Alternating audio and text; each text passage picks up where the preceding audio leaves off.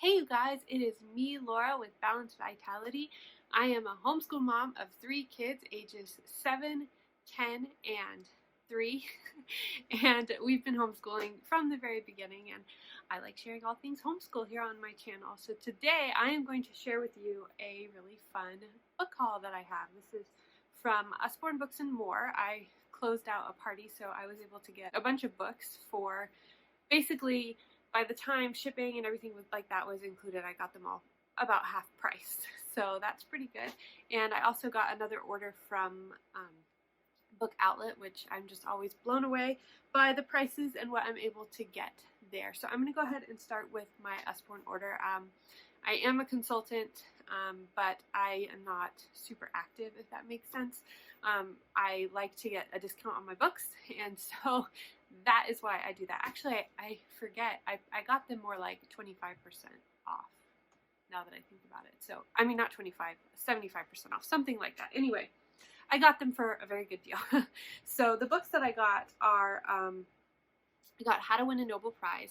And this one looks super interesting to me. It is about time traveling basically around the world to meet all the different people who won the Nobel Prize, to learn about their inventions and their what all they did. And this looks really cool. I'm actually excited to read this. If it's really good, I may turn it into a unit study. I have a science-loving child who I think would love this, and I also have a history-loving child who, you know, seems kind of like a pretty good marriage of the two. So I'm eager to read this and see if that'll work as kind of a basis for a unit study. I got this for my little one. I rotate with the kids, and I read to all of them a lot, but I spend a little bit of special time in the evening with each one on rotation. And with her, she likes me to read her books and special stories that I set aside just for that time.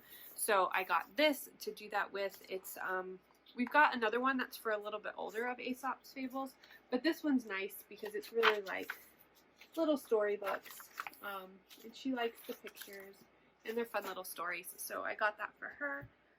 I got this that I'm actually saving for Earth Day, which is coming up. But my science-loving son is also big into ecology and saving the planet and all of that. So I thought this would be fun. Each page is one of the 100 things to know, and then there's little infographics and pictures and things that kind of explain it a little bit more. So I think he'll really like that, and it'll be kind of fun to pull that out for Earth Day. My science loving child, my 10-year-old, especially likes physics and chemistry. Those are kind of his two favorites, I would say, even though, I mean, he loves animals too. He just likes science, but he really loves physics and tinkering with things and building things. So I got him the Illustrated Dictionary of Physics. I think it might be slightly advanced for him right now, but I'd rather go that direction than the other direction. And I may use this as kind of a spring point for some activities or projects or things like that we can do for school too. This is the other thing that I got for my daughter for our special time. I've actually been eyeing this book for a long time. It's the Usborne Illustrated Alphabet, and it comes in this sleeve, and it looks like this. And I really like it because it is, you know, it's an alphabet. It goes through the alphabet of, let me show you the first page. So they're at the zoo, so it's going through the alphabet of the animals at the zoo. But what I like about it is that it will have the animal here, like C is for cuckoo. So you're doing the alphabet, but there's actually a story that goes throughout. It says the cockatoos were completely confused. Their carrots were covered in caterpillars. So it's got lots of alliteration, and the story goes throughout. So a lot of times, alphabet books in particular are pretty disjointed, and I have a hard time keeping interest across them, but I think this is going to be really good and really better, and it's really good, like, kind of, I think it's meant to be something that you can hand down from generation to generation, but I've struggled with spending money on it, so I've been waiting for when I was able to get some free books, and I got this one as one of them. For my child who loves history, I got these two books. This is The History of the World in 100 Pictures, and it goes through, it's just really a big timeline of world history, and it's got lots of pictures and just little bits of information, and he loves this kind of thing. And I also got him Timeline of World History. Now this one is cool because when you open it up to a certain period of time, it's broken down into parts of the world. So here you have Europe and the Middle East and Africa, Asia, and the Americas. And so it tells you what was going on in all of the world at that time, but I've never seen it laid out like this before, and I like how you can at a glance kind of get a full picture of what was going on in the world at that time. So this we will use a lot in our homeschool too, but I think he will especially like it. So that is what I got from Usborne Books and More. And now I am going to move on to what I got from Book Outlet. Now when I purchase from Book Outlet, typically I do it when there's a sale. So everything that was already really low was 20% off. And if you spend $35, you get free shipping. So I try to hit that $35 threshold. This particular purchase was different than all my others. I'm learning how much I need to read just for pleasure for me, like how important that is to my well-being. Oh my goodness, you guys. I have my shirt on inside out. Oh, okay, I'll fix that. Hold on. All right, now that that is fixed, what I was saying is that so this book haul I got for me for books that I think look good to me, that I want to read for fun. I don't often give myself time to do that, and I think it's really important that I start doing it. Almost all that I read is usually for curriculum I'm writing, for stuff I'm working on for the kids, for things I'm previewing, or it's informational stuff, which is good too, more nonfiction, but I need me a good story from time to time. So that's what I'm doing. Now there are a few books in here that I did run across that I did get for school, but the main purpose, my goal behind this was to get books that I like. But the first book, this is one that I got for our emergency workers unit that I'm going to be doing. I didn't actually mean for any of my kids to see this, but my 7-year-old saw this today and, oh, can I read it now? I was like, no, we have to save it. So I'm going to look at this, and this might be a good one for us to read for that unit. It's Behind the Badge, Crime Fighters Through History. And so it's just got different, I mean, it goes through history. It's got lots of pictures, crime reports. Most of the illustrations are this style. And yeah, I mean, it just talks about different things that happen throughout the history of crime solving and crime fighting. So I'm interested to read this one and see what we think, see what I think of it. This is not a children's book. This is called How I Shed My Skin, and it is written by someone who grew up during the, what's the word I'm looking for?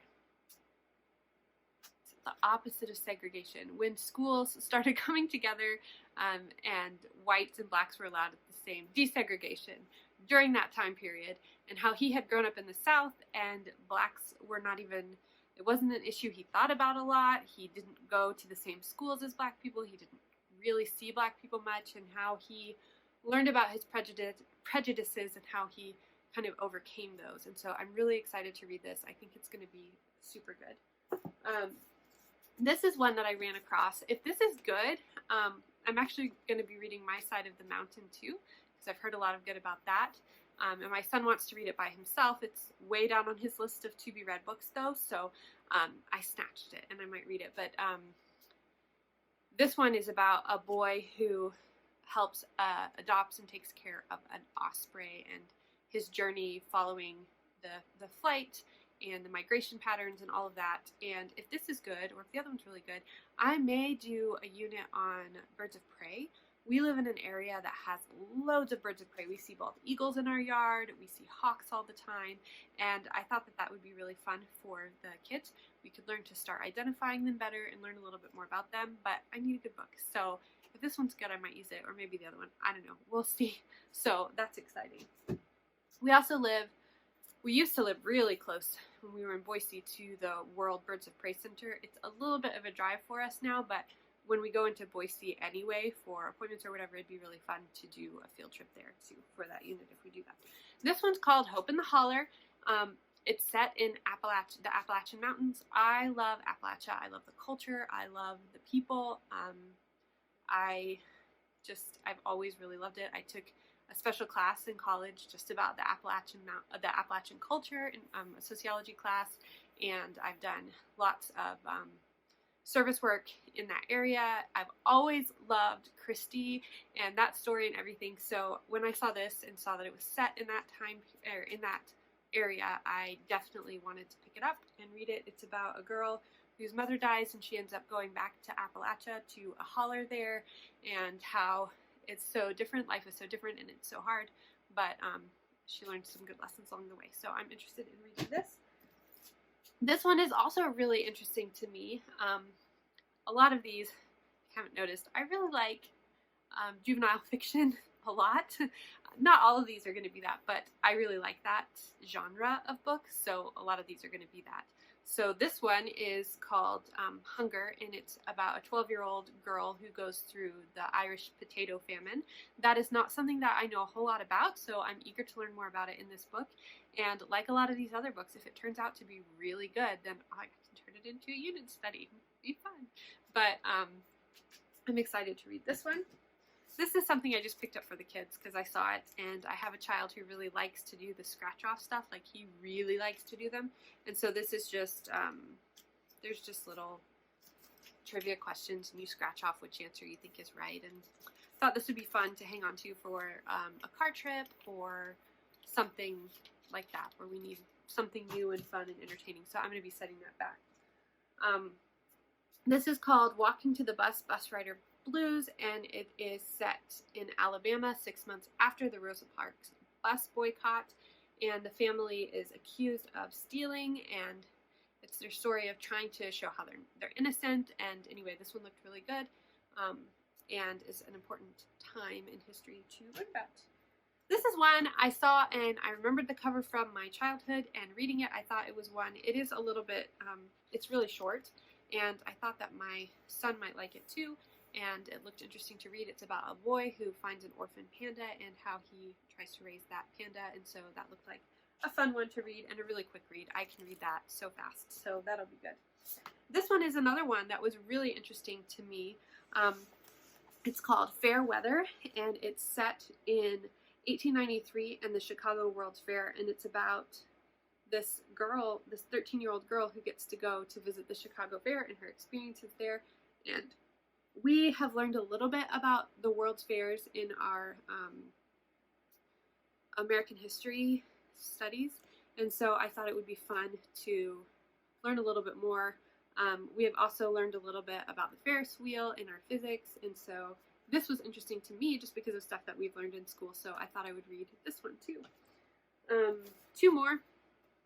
I got, now all of these books from Book Outlet. This is $35, guys, for all these books and these hardback books, and it's incredible. So this one's called On Fire, and I got this one again as kind of to help me frame myself a little bit better as I work on writing the emergency workers unit for my kids. And it's a former firefighter who just really is writing about his experience as a firefighter. So I thought I would try it. I don't expect this to be one that I could read to the kids, but I do think that it might give me a little better perspective. And then this is the last one I got. It's called Mikko and the Fifth Treasure, and it's about a little girl who was, when the H-bomb was dropped on Nagasaki, parents survived and she survived, but her hand was badly damaged, and she always had loved to do calligraphy and art, and that was kind of her thing, but now that her hand is so badly damaged, she can't do it anymore. And the fifth treasure is beauty in the heart, and she feels like since the incident accident in her hand, she's lost that fifth treasure, and so she's on a journey to find the beauty in her heart again. So that looked really interesting to me.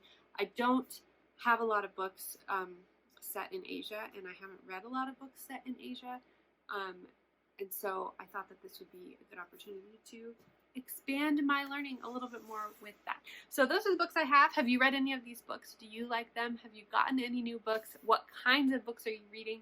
I would love to hear all about it in the comment below, and I will leave a link to my Usborne shop. If you have a consultant already, please work with them. I know that many of these consultants rely on the income that they earn from Usborne Books and More. I do not, But if you saw some books you're interested in and you would like to purchase them, feel free to use the link below, and I will also leave a link for Book Outlet, and I think it gives you 20% off your first order. I think it's something like that. So you can definitely check that out as well, and it will give me some credits to earn some free books as well. So thanks so much for joining me, and I will talk to you next time. Bye.